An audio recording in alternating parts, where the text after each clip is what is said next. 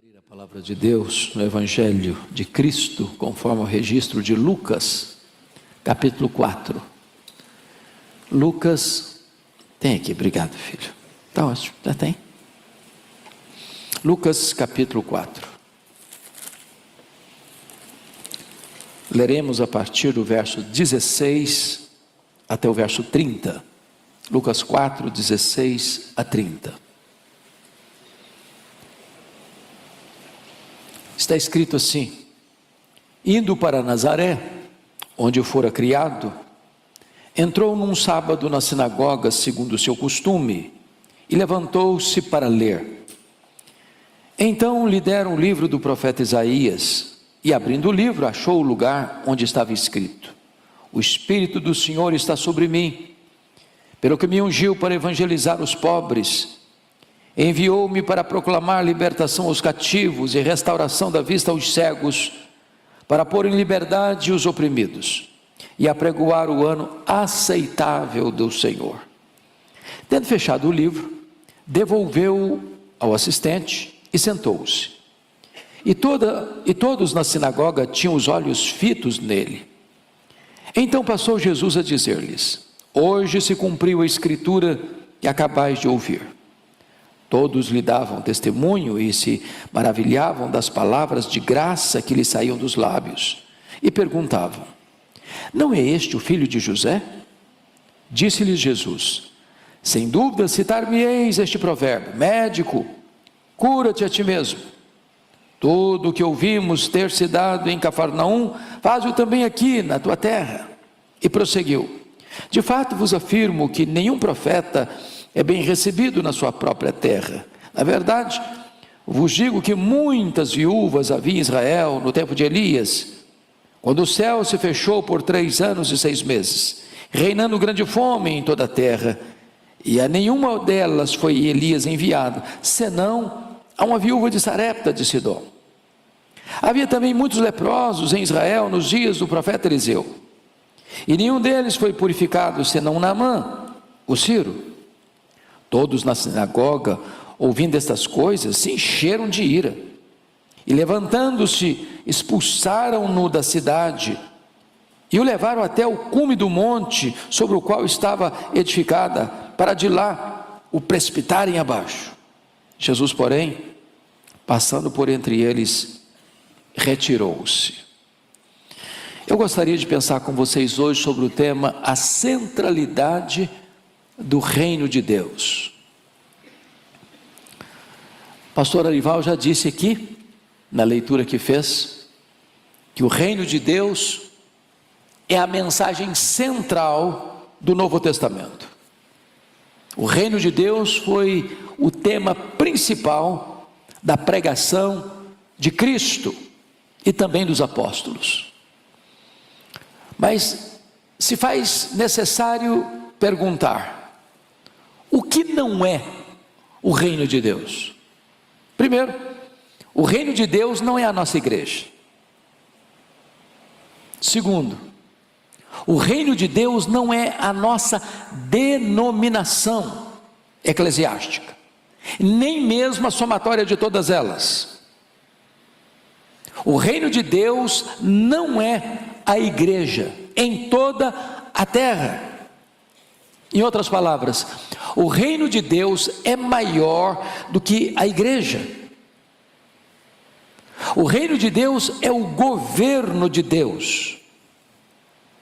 Onde Jesus Cristo reina em um coração, aí chegou o reino de Deus.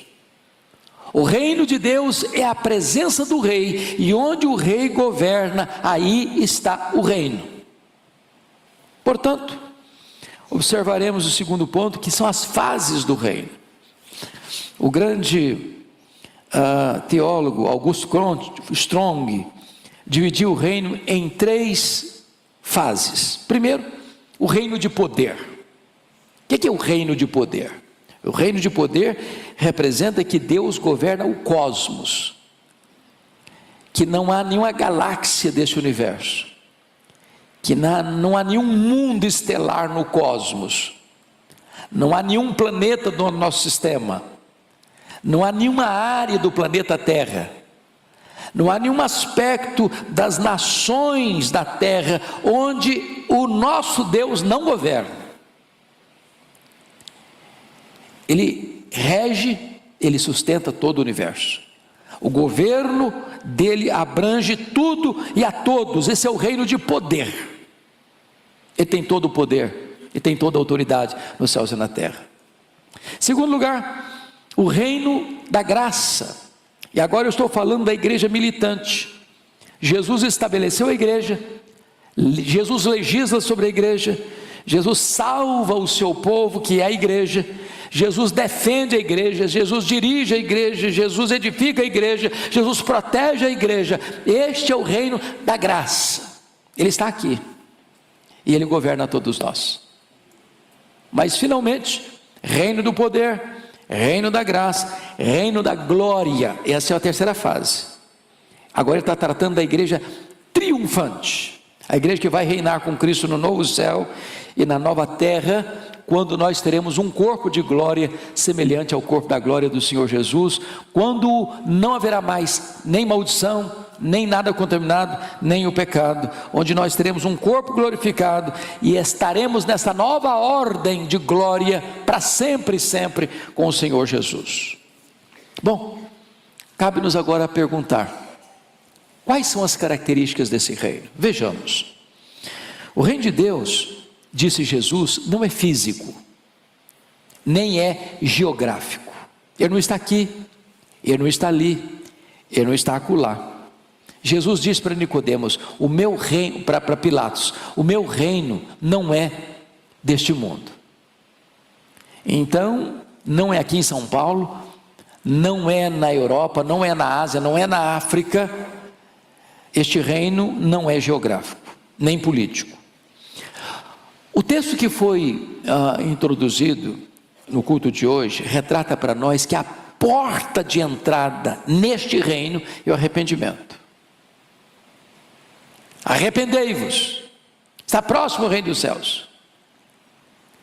Então você não entra nesse reino fisicamente com seus pés.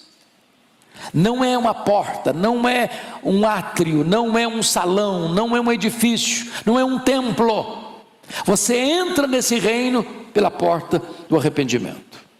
E Jesus disse muito claramente para Nicodemos, em verdade te digo, se você não nascer de novo, você não pode ver o reino. Se você não nascer da água e do Espírito, você não pode entrar nesse reino. Então ninguém entra nesse reino sem arrependimento, ninguém entra nesse reino sem novo nascimento. Mas onde está esse reino? Jesus diz assim, o reino de Deus está dentro de vós. Dentro de vós. Se Jesus reina, governa o seu coração, aí está o reino de Deus. Se Ele manda na sua vida e Ele é o rei, aí chegou o reino. Mas o reino é mais do que isso. O reino é uma qualidade de vida. O apóstolo Paulo, escrevendo aos Romanos, disse, o reino de Deus é justiça, o reino de Deus é paz, o reino de Deus é alegria no Espírito Santo. Onde tem a justiça de Deus, aí está o reino. Onde tem a paz de Deus, aí está o reino. Onde tem a alegria do Espírito Santo, aí está o reino. É claro que o súdito desse reino tem marcas diferentes dos reinos deste mundo. Jesus diz que os súditos deste reino são aqueles que são os humildes de espírito, são aqueles que choram, são os mansos, são os que têm fome e sede de justiça, são os misericordiosos, são os puros de coração, são os pacificadores, são aqueles que são perseguidos por causa da justiça. Esses são os súditos do reino de Deus. E Jesus chegou a dizer que se a sua justiça não excede a justiça dos escribas e dos fariseus, você não entra nesse reino, você não é súdito desse reino. Mas preste atenção nisso. O reino de Deus, à luz dos reinos deste mundo, é um reino de ponta cabeça. De ponta cabeça. Primeiro porque neste reino o maior é o menor. Nos reinos deste mundo, quem é grande? É quem tem muita gente a seu serviço. Mas no reino de Deus, o maior é o que serve a muitos. O grande é o pequeno é o grande. Está invertida a ordem. No reino de Deus, quem quer ser o primeiro tem que ser servo de todos. Os que estão no topo da pirâmide vão para baixo, os que estão embaixo fazem uma viagem para cima. No Cântico de Maria, relatado lá em Lucas, esse reino traz uma série de revoluções para a nossa vida. Por exemplo, tem uma revolução geral: dispersa os que no coração alimentam pensamentos soberbos. Nesse reino, os que alimentam os pensamentos soberbos não têm entrada, não têm chance, não têm vez, não têm voz. Deus dispersa os soberbos.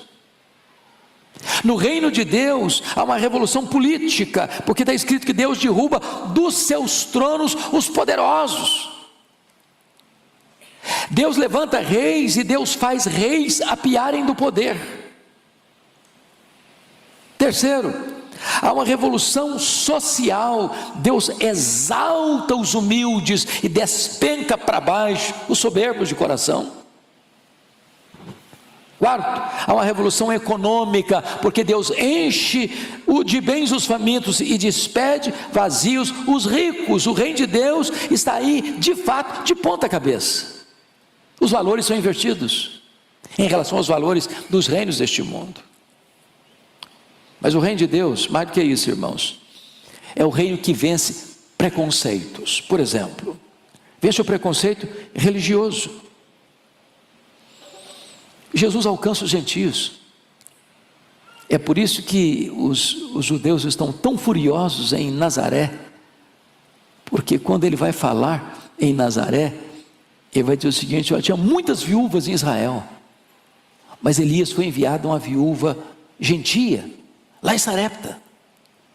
Tinha muitos leprosos na época de Eliseu, mas o único leproso que foi purificado não foi um judeu, foi um sírio, Naamã.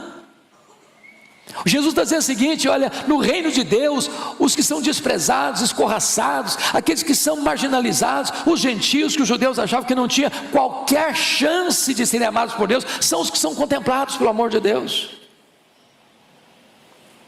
Na parábola que Jesus contou, do chamado bom samaritano, o samaritano desprezado é o exemplo de vida cristã.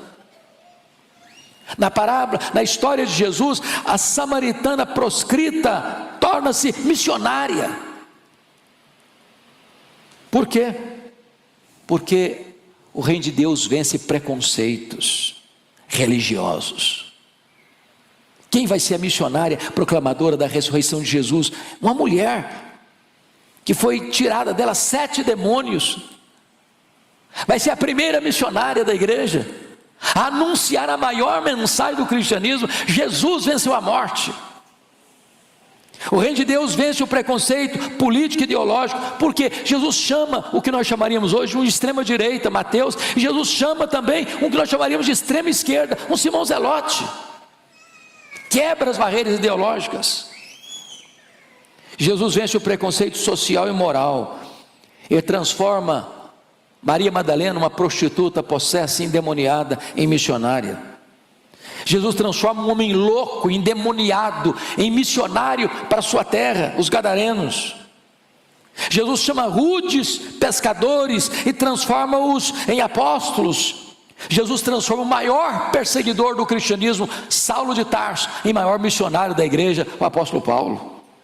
Louvado seja Deus. Este é o reino.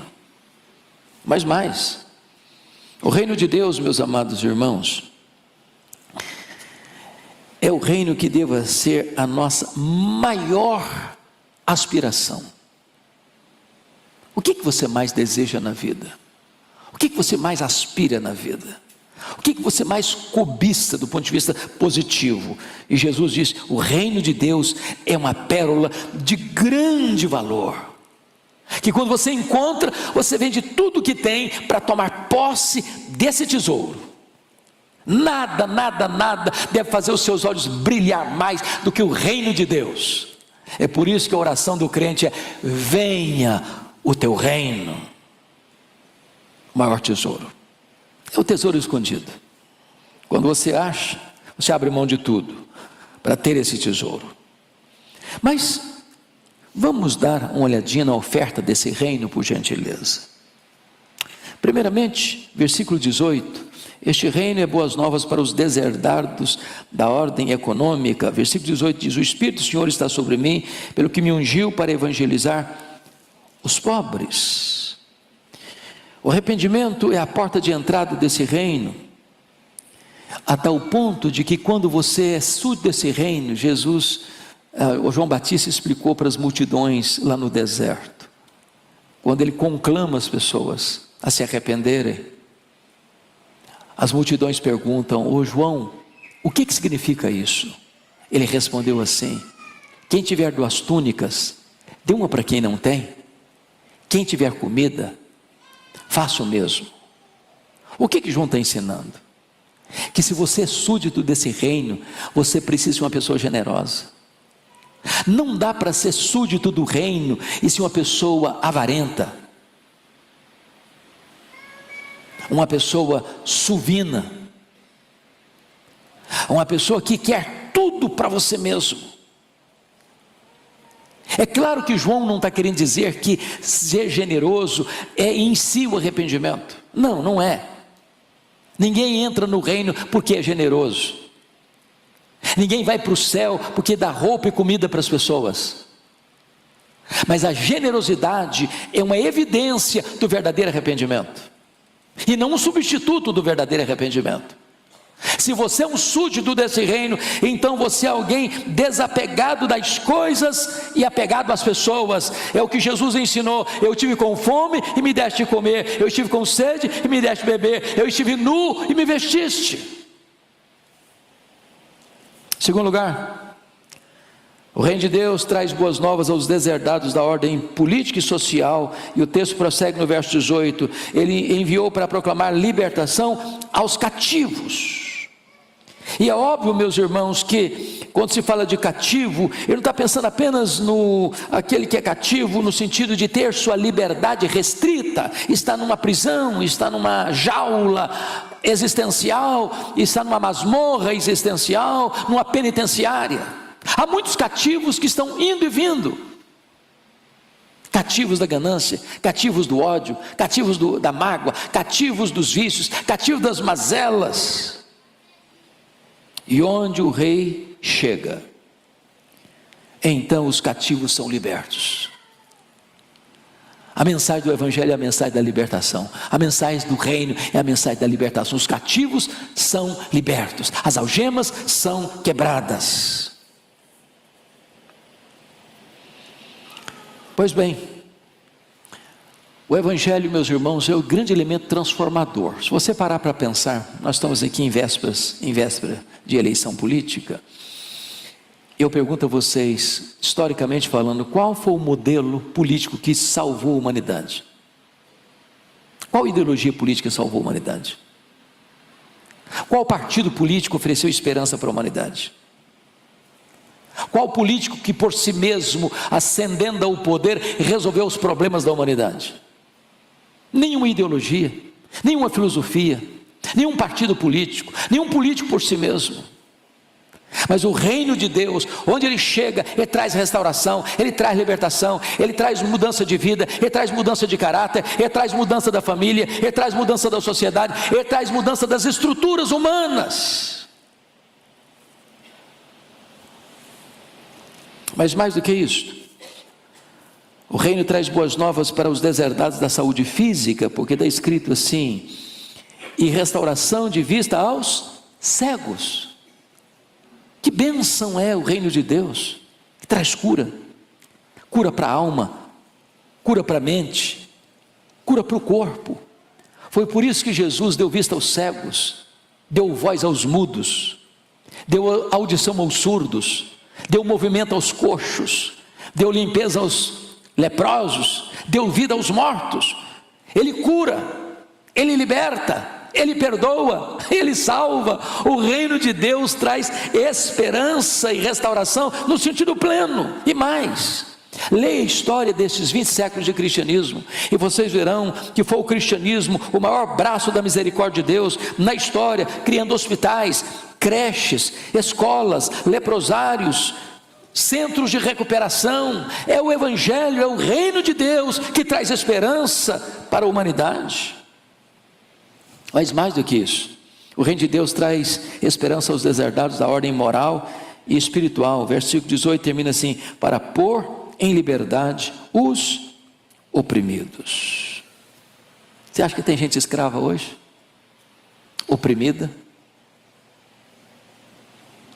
Eu não estou nem falando daqueles escravos que são comprados por dinheiro e empurrados para trabalhos forçados, mas escravos que vivem no luxo, em apartamentos de cobertura, em casas enfeitadas, escravos do vício, das drogas, da prostituição, das mazelas deste mundo. É por isso que é importante entender que somente Jesus pode tornar o homem verdadeiramente livre. E foi Ele quem disse: se o Filho vos libertar, verdadeiramente sereis livres. Conhecereis a verdade, disse Jesus, e a verdade vos libertará. Como é que esse reino é implantado, irmãos? Os reinos deste mundo são implantados à força da baioneta, à força da espada, à força de decretos, de leis pesadas, de coerção, de impedimento de liberdades individuais. Os reinos deste mundo oprimem, massacram, sufocam, escravizam, torturam, matam. Mas o reino de Deus não é imposto dessa maneira, a força da baioneta, a força da espada, a força do rigor da lei. Lenin chegou a dizer que os grandes problemas da vida das nações só podem ser solucionados com a força, mas Deus diz: não por força, não por poder, mas pelo meu Espírito, diz o Senhor dos Exércitos. O reino de Deus entra na sua vida, de dentro para fora, transforma o seu coração, muda as estruturas da sua vida, restauram totalmente o seu coração. E este reino, irmãos, querendo os homens ou não, gostando dos homens ou não, ele vai prevalecer, a ponto do Senhor lá em Apocalipse dizer: o reino do mundo se tornou de nosso Senhor e do seu Cristo, e ele reinará pelos séculos dos séculos. O profeta Daniel, no capítulo 2 do seu livro, anteviu esta verdade bendita, quando ele olha aquela grande estátua construída por Nabucodonosor. A cabeça era de ouro, os braços e o peitoral de prata, os quadris de bronze, as pernas de ferro e os dedos de ferro e barro, representando aqui certamente os grandes impérios do mundo. O império babilônico, cabeça de ouro; o império medo-persa, peitoral e braços de prata; ventre de bronze, representando o império greco-macedônio; as pernas de ferro e os pés de ferro e barro, representando o império romano. Diz o texto que uma pedra não lavrada por mãos bate nos pés, e toda a estátua vira pó. E a pedra vai crescendo, crescendo, crescendo, e toma conta do mundo inteiro. O que é isso? É que o reino de Deus porá abaixo todos os reinos deste mundo. E você vai ver em Apocalipse 17 e 18, que os reinos do mundo, representado na grande Babilônia, o sistema econômico e político e religioso corrompido do mundo, vai entrar em colapso, vai entrar em colapso, vai entrar em colapso, e o reino de Deus será do Senhor e do seu Cristo, e Ele reinará pelos séculos dos séculos. Louvado seja o Senhor. Quem são os herdeiros desse reino? Os judeus achavam que eram eles, só eles. e mais ninguém. Ficaram escandalizados com Jesus, porque ele comia com os publicanos e pecadores. Eles olhavam para os gentios, para os samaritanos, e lançavam o seu anátema. E Jesus chega lá em Nazaré, dando início ao seu ministério. A cidade que ele cresceu, a cidade que o viu ser carpinteiro. E eles estavam perplexos. Não é este o filho de José? No outros textos diz, não vive aqui as suas irmãs? Não o conhecemos como carpinteiro? E ele pega o livro e diz, o Espírito do Senhor Deus está sobre mim, porque me ungiu para pregar, para curar, para libertar. Fechou o livro. Hoje se cumpriu esta profecia. E quando eles estão tão admirados, ele se volta para eles e diz, talvez vocês me citem o adágio, médico, cura-te a ti mesmo. E eu digo para vocês, um profeta não tem honra senão na sua própria terra. Ele começa a contar. Havia muitas mulheres viúvas lá em Israel, na época de Elias, tempo de fome, de crise. Mas ele não foi enviado senão a uma viúva gentia, lá em Sarepta. Ele diz, na época de Eliseu, havia muitos leprosos de Israel, mas ele só curou um gentio, Naamã. E eles ficaram furiosos com ele, quiseram matá-lo. Eu quero dizer para você que o reino está aberto para gentios, para os diferentes, para os escorraçados, para os enjeitados, para os desprezados. O reino de Deus está à minha e à sua disposição. A porta do reino de Jesus, o caminho para o reino de Jesus. O convite é para você hoje, nessa noite, para entrar no reino. E a porta de entrada é o arrependimento, é o novo nascimento. Todos podem vir, todos que estáis cansados, todos que estáis cansados, vinde, disse Jesus, e eu vos aliviarei, e encontrareis descanso para a vossa alma. Se você tem sede, disse Jesus, venha a mim e beba. Se você crer em mim, como diz a Escritura, do seu interior viram rios de água viva. Tem vida plena, tem vida abundante, tem vida absolutamente feliz para você. Este é o reino de Deus que quer entrar dentro de você e você ser súdito dele. Mas versículo 30 termina dizendo que quando eles quiseram precipitar Jesus lá daquela montanha para baixo e matar Jesus, está escrito, Jesus, porém, passando por entre eles, retirou-se. Sabe o que significa isso? Você pode rejeitar Jesus,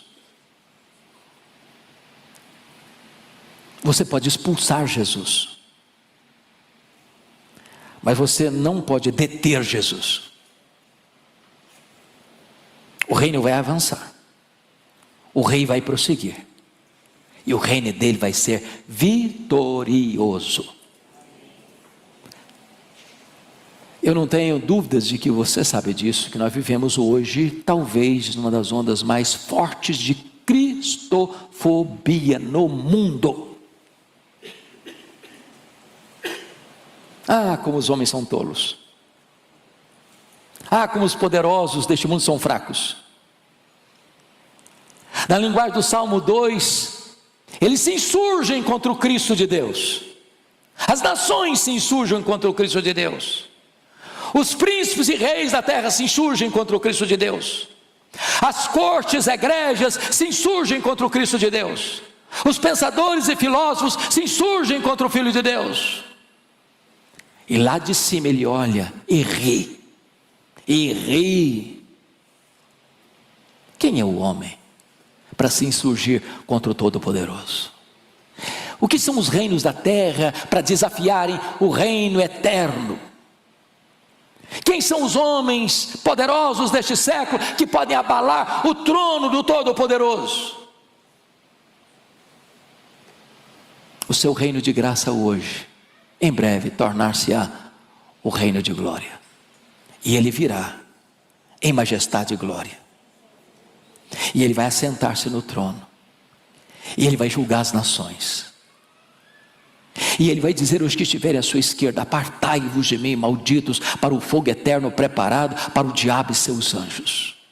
E ele vai lançar no lago do fogo, como já terá acontecido, o diabo, o anticristo, o falso profeta, a morte, o inferno e todos aqueles cujos nomes não estão escritos no livro da vida.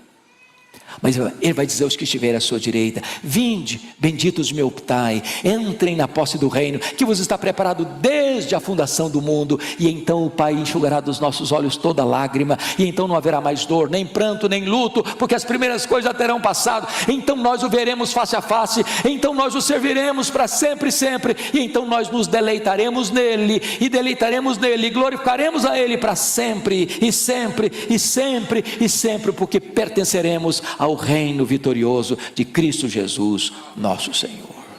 A ele a honra, a ele a glória, a ele o domínio pelos séculos eternos.